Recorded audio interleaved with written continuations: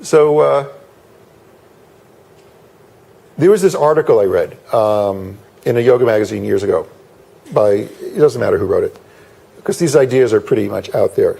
He didn't invent this idea. But here was the rationale. The diaphragm is a muscle. Like any other muscle, it can get weak. So a strong diaphragm equals healthy breathing. Therefore, like any other muscle, we can exercise a weak diaphragm. That makes sense, right? I mean, how can you argue with that logic? So, how do we train muscles? We give them resistance to work against, and that makes them stronger, right? Logic is still valid, yes? So here was this person's prescription for strengthening your diaphragm.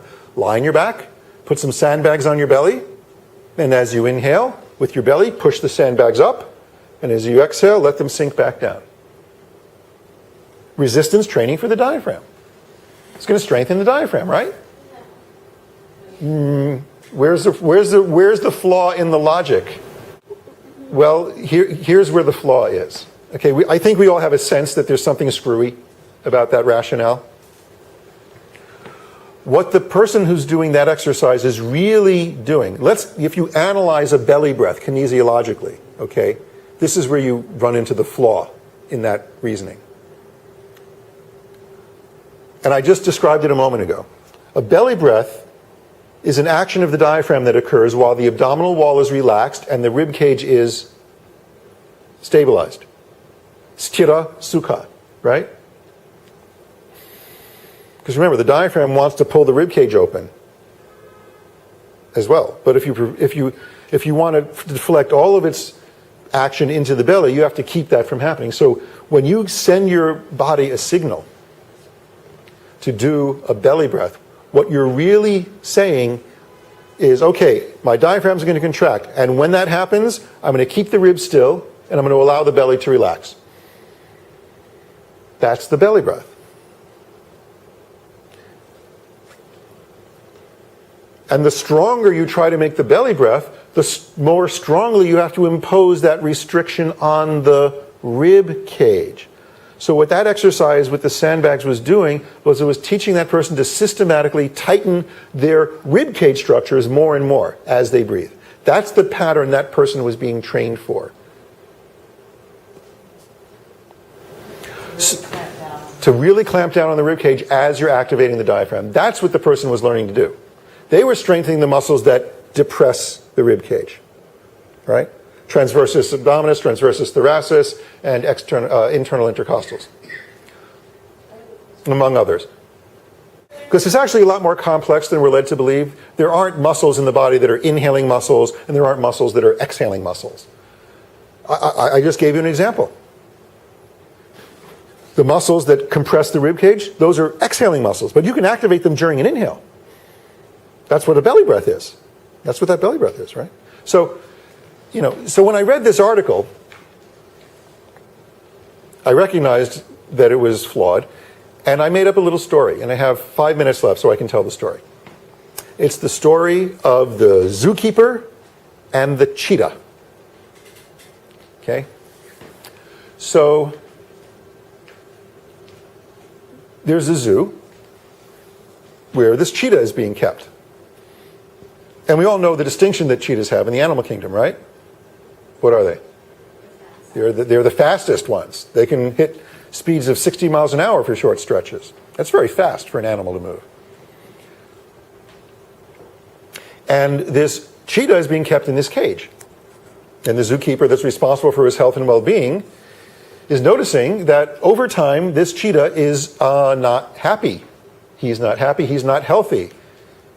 He's pacing constantly, and he's restless, and his fur doesn't look good, and he's losing weight, and he's getting weaker and weaker and weaker. So, the zookeeper, being a guy who goes to the gym and works out, says, I know what you do for weakness. You do training. You do resistance training. You do weight training. So he gets this set of barbells, and he puts it in the cage with the cheetah. Brilliant. It's just great reasoning. Well, of course, that's incredibly stupid because, first of all, aside from the fact that cheetahs don't have hands and can't operate weight equipment, all this equipment there is taking up precious space in the cage, which is what the problem is in the first place. The enclosure, the cage, is too small. It doesn't allow the cheetah to be a cheetah. It's in the nature of a cheetah to run, to stretch out, to do what cheetahs do. Finally, the zookeeper catches on to this, okay?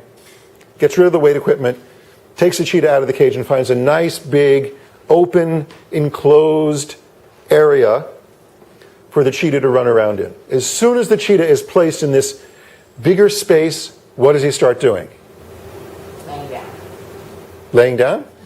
Because he's too weak? No, he's happy. He has space. He can run. He can move. He can, in other words, do what a cheetah does naturally, all on his own. Doesn't need training. Doesn't need weight equipment. Doesn't need anything. He just needed the space.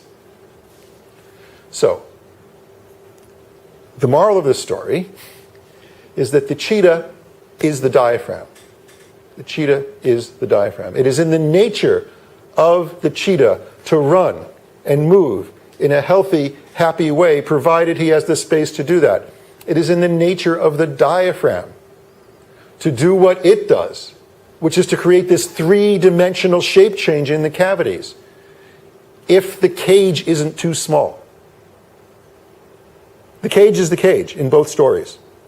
Whether it has the space for this creature of movement to operate happily and healthily is the question. And that's why putting sandbags on your belly and raising them with your belly breath doesn't help the diaphragm.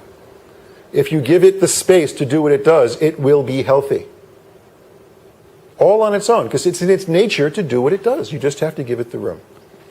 So I don't like to talk about diaphragmatic training as if it were a weak muscle you could subject to resistance exercises and strengthen, because it puts it into that sort of reductionistic, pulley, cable, mechanistic view of the body that we're trying to get away from. It's about space. It's about sukha, good space. And so when I say that breath training is about accessory muscle retraining, all that I'm really saying is we're learning how to make more room, more space in the body for the diaphragm to do what it does naturally. And it will, once it's given the space. So I hope that ties it together a little bit for you. Yeah? Okay. Thank you very much. We'll see you next week, and we'll talk about the accessory muscles. Have a good one.